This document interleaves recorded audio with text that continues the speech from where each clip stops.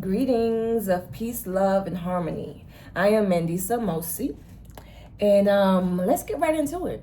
Is God your God or is money your God? I'm going to start off with a bit of honest tea. I went through a wage garnishment in 2023. It was completely unexpected. I was shooketh, but although unplanned, it directly related to my financial intentions for the year, which was to ensure my fear of not having God in my life was greater than my fear of not having money in my life. I'm going to say that one more again. That my fear of not having God in my life was greater than my fear of not having money in my life. And I know I talk about God a lot, and I'm going to pull on the Bible in a bit, but you don't have to be Christian to follow along. I'm not fully Christian. I'm spiritual, I practice the African spiritual tradition. So you don't have to be Christian. If you want to change the word from God to Most High, to whatever you need, the Creator, whatever you need, the universe, if you will, to Olodumare, all of that good jazz, to follow along. But the gist of it is the gist. What is your God? Do you worship money or do you worship God, the Most High, the Creator, Olodumare? Now, in my heart of hearts, I know that if I truly follow God, money will follow me. Yet I did not live my life in this knowing, and I still struggle with it to this day. Is God my God or is money my God? It's a question I have to ask myself whenever I become triggered by money news, good or bad. The supreme happiness I get when I receive a financial gain and the depressive state I get in whenever I encounter a financial loss is something I desire to be liberated from. Now I want to add a bit of color to this because there is nothing wrong with showing and expressing gratitude when we receive a blessing, such as money, but when it goes beyond the state of gratitude and produces a high, then it becomes a problem. Anything that gets you high can also get you addicted. You feel me? This question was important to me because I noticed I had a bigger fear of not having money than I had of not having God in my life. This led to me having some self-harming thoughts and behaviors when I didn't have money. To get I'm not going to go too deep in that, but I had some very self-harming thoughts and behaviors when I didn't have the money to get the things that I needed to simply just live. So more questions came up. You think if you follow God, you won't have money? So do you trust God? Oh, you think your money will decrease if you follow God ways too closely. You grind in overtime and for a quarterly bonus, yet you think God is limited on how God grants prosperity and abundance. Interesting. Again, I ask these questions to you. Is money your God or is God your God? Did the thought or news of not having money affect your life so much that your routine shifted? Did you do the same when you felt your connection to God shifting? Do you follow me? Even if you don't believe in a higher power, when you feel your connection to your inner self, your higher self shifting, do you just course the way you adjust course when money's gone? Something to think about. The same questions apply for people coming in or out of your life or anything that may cause a significant shift in emotions.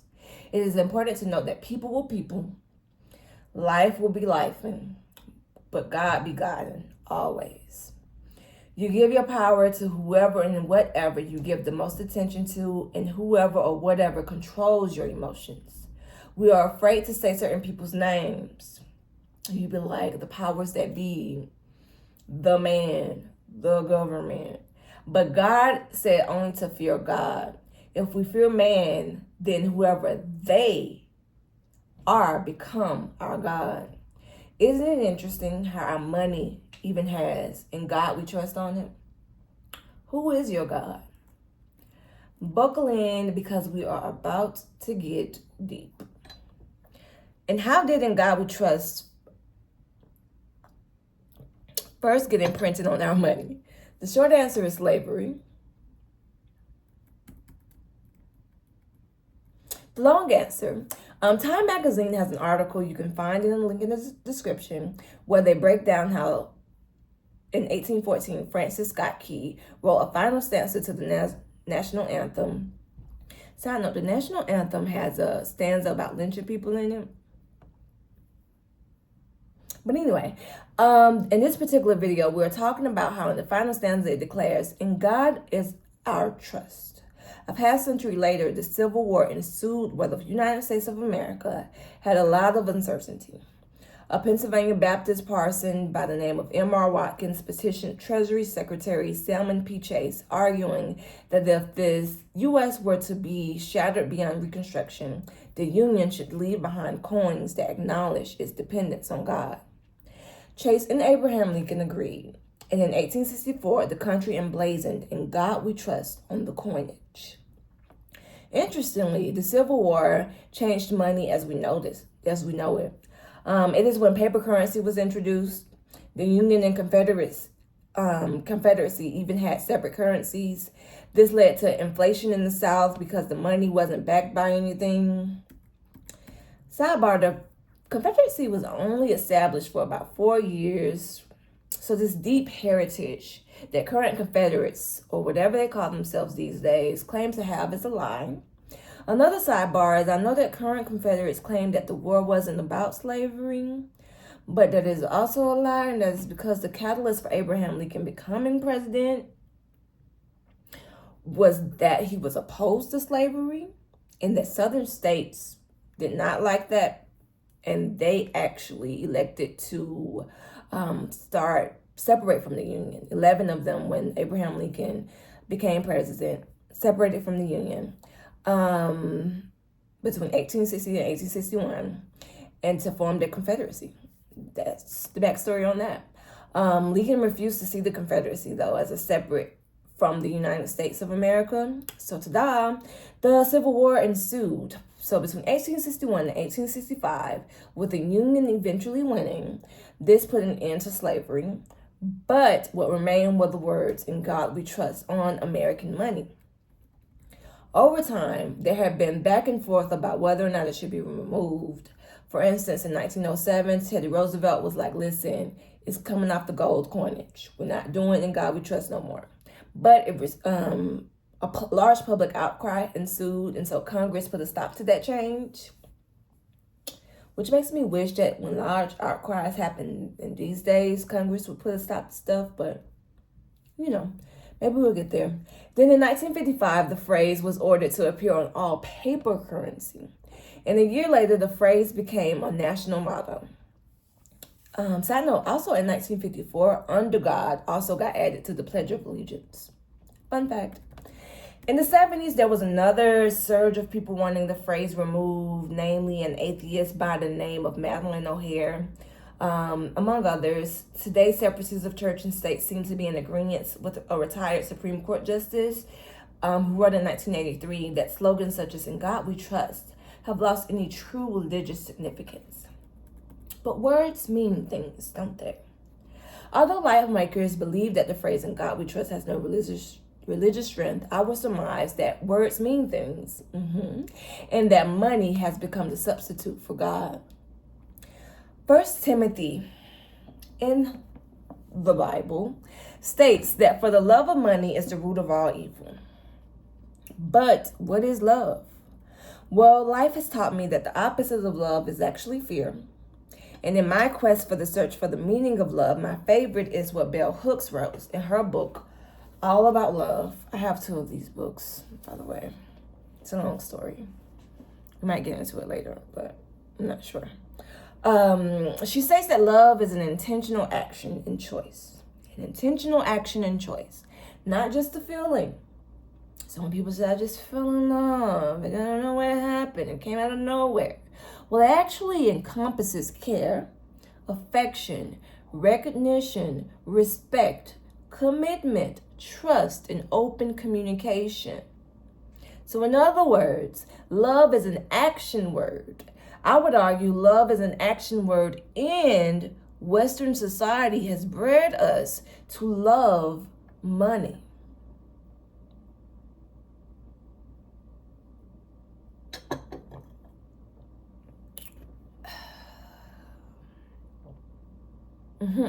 We make intentional action and choice to obtain money. And I'm not saying work is bad. We gotta work, all right? It's a part of life. And the Bible even got verses on working and the importance of that.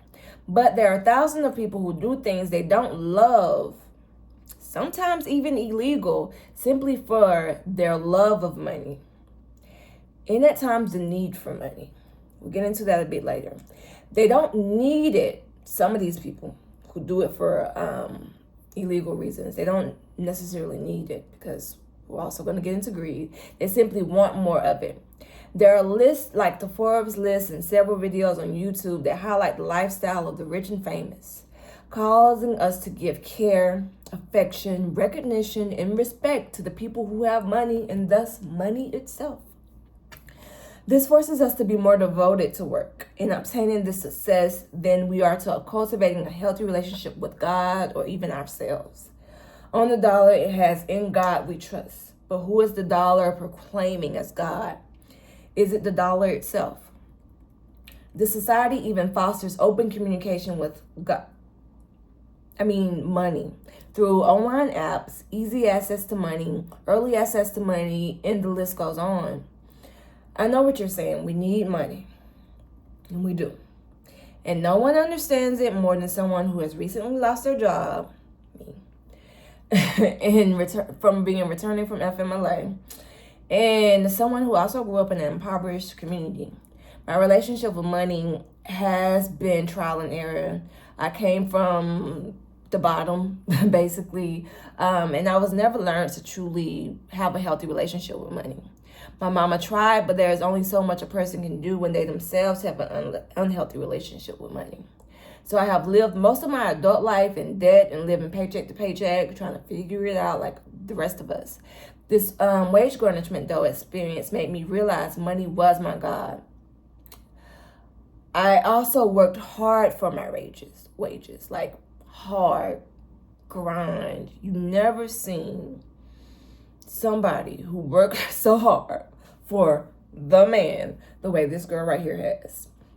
And I strive to do my very best no matter what, because I knew that at the end of this was usually a bonus or a promotion. It was those little things, that recognition. Look at what Mandisa is doing. Can you be more like Mandisa? We need to get more people like Mandisa. I was always the overachiever at work until I worked for a job who didn't care no matter how hard I worked.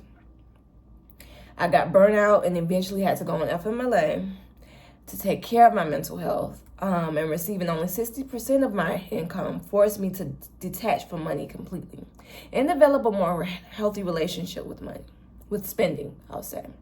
And I won't say detach completely, because this is still a work in progress for me. In the recent past, I have stressed over finances, hustled for money, woke up early for money, got happy when I knew it was coming and sad when it went away. In the distant past, I cursed people out over money, ended relationships because of money, never looked at people the same over it, stayed up all night for it. When you grow up without money, you become programmed to chase money and idolize it in a way that you don't realize, simply because there are resources you need, okay, that you don't have access to because you don't have money. Well, experiencing burnout and other health-related issues forced me to learn the issues that I didn't learn when I was in poverty. I learned that money, the presence or absence of it, did not have to and should not control my emotions. That stress and obsession never truly helped me pay my bills or put food on the table.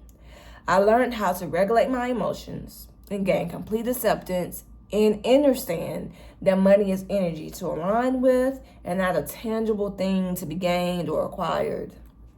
Earlier I stated that money becomes idolized and yearned for because there are resources that we do not have access to when we do not have money. And that's the thing. That's another thing where I believe that society breeds us to love money, because everything that we need, we have to have money to get it. Money is the gatekeeper for everything except breathing. And God did not intend for it to be that way. At least I don't believe that. If you're a Christian, I grew up Christian, I'm not anymore, but I will pull from a well-known story that we all should know. Even when Eve bit the apple, they didn't all of a sudden have to begin paying for apples, housing, water, etc. But nowadays, if you live in certain parts of the U.S., it is even illegal to share produce from your garden with your neighbors. It's illegal to catch rainwater, something that nobody created but God.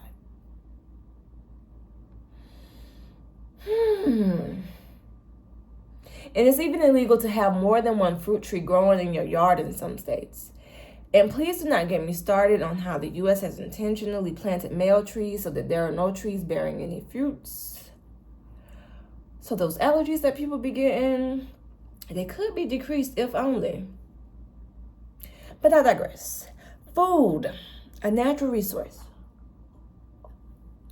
that we all need. Fruit and veggies that grow naturally from the ground. They're all kept behind the gate. What do you need to access it? Money. What do you need for housing? Money. Water? Money. Drinkable water? Money. There used to be a time where people relied on their internal relationship with God and spirit to align them with nature to ensure they are always in places to receive those things. People were traveling, they were nomadic for the most part. But now, you can't just travel wherever you want to go. You need documentation and all of that jazz. But anyway, the reliance is on doing whatever we need to get money. That's not where we live.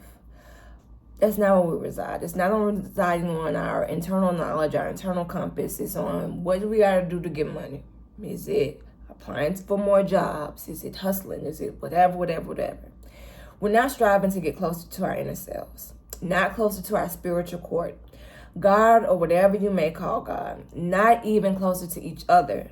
But if you live in a Western society, your entire being has been programmed to worship money. Now, before I lose you completely, walk with me just a little bit. The definition of worship is the feeling or expression of reverence and adoration for a deity. And another definition is to show reverence and adoration for a deity and to honor that deity with religious rites. That's according to Merriam-Webster. Okay, I'm going to say that one more again. The definition of worship is the feeling or expression of reverence and adoration for a deity, in or to show reverence and adoration for a deity and to honor that deity with religious rites. Remember, the words "in God we trust" has been inscribed on money for over a century. And please also note that this thing called money is merely an energy. Guess what is also energy? Everything, including spirit. So when the definition says the feeling or expression of reverence and adoration for a deity, replace that word with energy. And accept the fact that we have all been bamboozled, hoodwinked, and led astray. Remember, the Bible states the love of money is the root of all evil. The love of money. Not money itself, but the love of it. The feeling or expression of reverence and adoration of money is the root of all evil. Now, do not hold it as truth that the mere act of having money is evil. Again, we live in a society where it is a need. We tend to highlight people who have money and conflate them with people who are greedy all the time. So we end up criticizing all people with money, mocking them, and I would go as far as to even say we hate them. In the book, The Psychology of Money, the author tells a story about Rajat Gupta. Please forgive me if I butchered that. He was born in Kolkata, an orphan as a teenager. He came from extreme humble beginnings. However, by the age of 60, he was worth $100 million. That was more than enough to retire and live out the rest of his days in complete bliss. But he wanted more. He wanted to be a billionaire. He was rubbing elbows with all these people who had guap, like who didn't even think about money. They had so much of it. And he wanted to live like that. So while most of us think we would have been happy with the early retirement, he joined the board of directors for Goldman Sachs and became a criminal and arrested for insider trading, allegedly. Sidebar, I do not believe that one becomes a criminal in their 60s. Do you? It's simply hard for me to believe. He was either always a criminal and just finally got caught, or something is fishy. So I did some digging myself. And there's this New York Times article that's also in the description. The link to it is in the description. I won't be doing a deep dive into it unless you want me to. But yeah, let me know in the comment section if you want to that. But this article states that Gupta remains free on appeal and maintains that he is innocent. The point is, if most of us were 60 with $100 million, we would retire. If I had $2 million, to be very honest with you, I would set that up in a way that it would pay me dividends, and I would retire right now. Pay off all my debt and just retire. You will not see from me, like I would not go into this hustle and bustle world. But that's what I think, right? And unfortunately, I'm still looking for a job. But I'm working on it. Okay, let's get back on topic. It is not rare for people who come from nothing to become greedy. It's human nature, right? It's easy for me to say what I wouldn't do and how I would be content when I've never experienced that level of temptation. It's easy for all of us to say that. That's why we judge. I shared this story to say that people without money are not the only ones who obsess over getting money. This lust, greed, love for money is something that we are all susceptible to. Okay? This is what Gupta would say while speaking at Columbia University. It's also in the article I was talking to y'all in the description below. He states that when I look at myself, yeah, I'm driven by money. And when I live in a society, you do get fairly materialistic. So I look at that and I am disappointed. I'm probably more materialistic today than I was before. And I think money is very seductive. Money is seductive. He personifies it here and unknowingly confirms it as an energy. It is seductive. You will and can be seduced by energy, by money. We have all been seduced by overtime or higher paying job, knowing it will cause more stress, more time away from ourselves and family and what truly matters. But we do it anyway. He continues, you have to watch out for it. Because the more you have it, you get used to comforts and you get used to, big houses and vacation homes and going and doing what you want. And so it is very seductive. However much you say that you will not fall into the trap of it, you do fall into the trap of it. Here he is describing how money is not just a gatekeeper for things we need, but also all the wants as well. So money stands in the way of everything.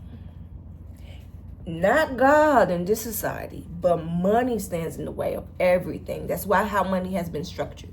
It is a true proverbial gatekeeper that rules all. So how do we bring God back to center? Yes, we all need money to live and to take care of our basic necessities. We also need money to do things that are enjoyable to us. Do things that you want to do. We're not just working to work, we're working to enjoy life and to experience life. Like, that's why we are here to experience life. If you live in America, everything costs money. Even air. Just kidding. At least not yet. So I'm not telling us to quit our jobs and say screw money. I'm saying practice healthy detachment and stop obsessing over money. I learned to do this by spending time in nature. Find a free park. Look at the greenery. If you could find a place with water, that would be even better. And you can see the flow of water, how energy flows if you're at a river. I also practice focusing on my circle of control. When I feel the little stress attempting to come, I ask myself these questions. And it always brings me back to balance. Is what I'm stressing over in my control? Have I done all I can do about the situation? If you find yourself in a bit more of a financial stability and putting forth effort to be more content, stop spending money, maybe you can add, have I used what I already have to the list? You see all those books I have up there? Before I get another book, I need to ask myself, are all those books read? I have a lot of journals too on another side that you can't see, empty journals. Before I get another one, have I utilized all the ones I have already? You feel me? How will this add essence instead of flow into my life is another question. I want to leave you with this. It's a quote from an elder by the name of Yeye Louis Satish. And I attended this and was a part of this event that she was at in the States. If you're chasing money, that means it's running away from you. I'm going to say that one more again. If you're chasing money, that means it's running away from you. Like and share this video if you found information useful. I will be posting content very regularly, so subscribe, please. There's also a way to donate via Cashapp by my name, MandisaMosi, with a little dollar sign. I'll leave that in the description as well if you feel so inclined. And welcome. And thank you for entering into my world.